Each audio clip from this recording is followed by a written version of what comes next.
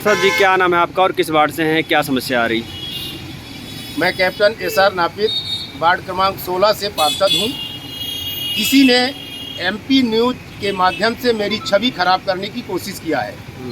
उन्होंने ये कहा है कि वार्ड 16 में कचरे का अंबार लगा है और वार्ड पार्षद से बात करने के बाद वो कहते हैं हमें कमिश्नर बजट नहीं देते। तो मेरा ये कहना है कि ये सफाई कर्मचारी का काम है और जो कंपनी की गाड़ियाँ लगी हैं वो कचरा उठाते हैं, तो इसमें बजट का कोई सवाल नहीं उठता।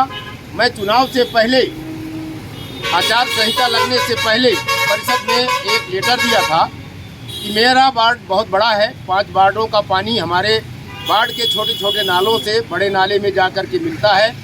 हमारे वार्ड में ही बड़ा नाला है, तो पूरे कचरा हमारे वार्ड में ही आकर के इकट्ठा होता है। तो संख्या बढ़ाई जाए सफाई कर्मचारियों की, और दूसरा जो सेंट्रल रोड में हमारे सफाई कर्मचारी लगाए जाते हैं उनको बंद किया जाए, अन्यथा हम किस से सफाई कराएंगे और हमारे वार्ड की सफाई कब होगी। दूसरी बात यह है कि मैं आपको ये बताना चाहता हूं कि आज 2 साल के अंदर हमने हमारे डिप्टी सीएम माननीय राजेंद्र शुक्ला जी के आशीर्वाद से, उनके मार्गदर्शन में आज 2 साल के अंदर हमने 32 रोड नाली छोटी बड़ी मिला करके और तैयार किया है। इसका सर्वे कराया जा सकता है। तो मेरी छवि किसी ने हमारे नेता के सामने गिराने की कोशिश किया है। मैं ये वादा करता हूं कि मैं अपने नेता के लिए ये वादा करता हूं कि उनका समर्पित रहूंगा, उनके मार्गदर्शन में काम करता रहूंगा और मैं किसी तरीके से उनके खिलाफ नहीं जाऊंगा और ये छवि खराब करने वाला आदमी तो धूमिल होता जाएगा। जितने भी आरोप लग रहे हैं उसका कागजी तौर पे आप खंडन कर सकते हैं? कागजी तौर पे खंडन हम लिए हुए हैं। आपके सामने मैं ये कागजी तौर पे खंडन कर रहा हूँ।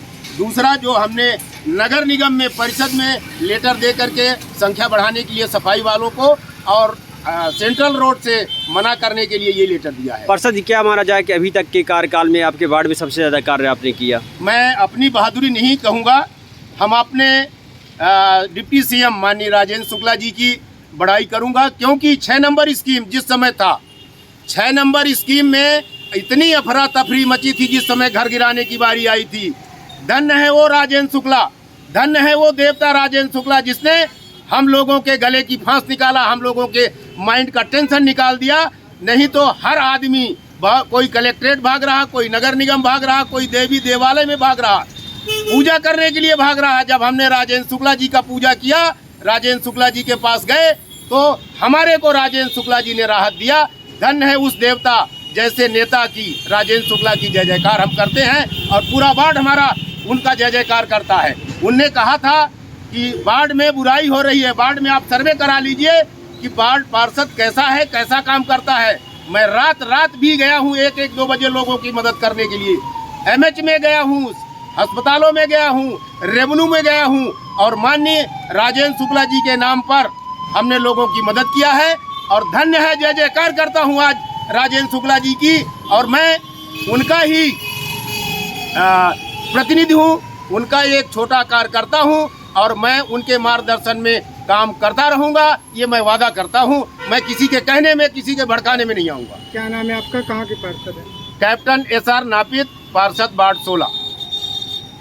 सत्य आरोप लग रहे हैं, क्या पूरा मामला है? क्या वो आरोप जो गलत हैं, क्योंकि इनके जैसे पार्षद आज तक नहीं मिला। मेरी भी ऊपर 58 साल हो गई, इनके जैसे पार्षद मैंने आज तक कभी नहीं देखा। इतना काम इसने 2 साल में किया जितना कि आप लोग 10 साल में नहीं करा पाते हैं। और जो हमारे वार्ड, क्या हमारे मोहल्ले की इतनी बुरी हाल थी, चलना मुश्किल था, उन्होंने बहुत अच्छा काम किया। सब रोड नाली बनवाए और सबसे बड़ी खासियत है कि इनको फ़ोन करने पर पार्षद भी 5 मिनट में आपके घर पहुँच जाते हैं। कोई समस्या हो सुनते हैं, अब उनसे हो ना हो लेकिन समस्या सुनते हैं और उस समस्या को निराकरण करने के लिए कोशिश करते हैं। ये कौन लोग हैं जो शिकायत कर रहे हैं, जो झूठी शिकायत कर रहे हैं यहाँ वहाँ? तो क्या लगता है काहे शिकायत कर रहे हैं? सब गलत है। आप कोई होगा पार्टी वाइज कर रहे होंगे, क्या कर रहे होंगे, लेकिन ऐसे नेता तो हम नहीं जानते, गलत है वो। क्या मानते हैं, विरोधियों द्वारा षड्यंत्र हो सकता है, विरोधियों षड्यंत्र रचना की छवि खराब कर रहे हों, लेकिन ऐसे पार्षद तो हमने देखा नहीं। रीवा में जी, क्या नाम है आपका? मेरा राकेश कुमार त्रिपाठी।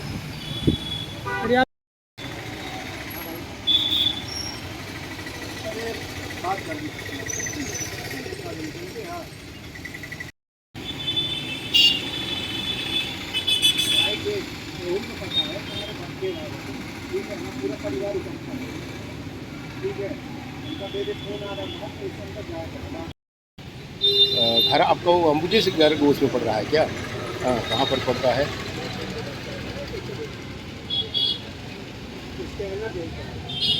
पीछे भी।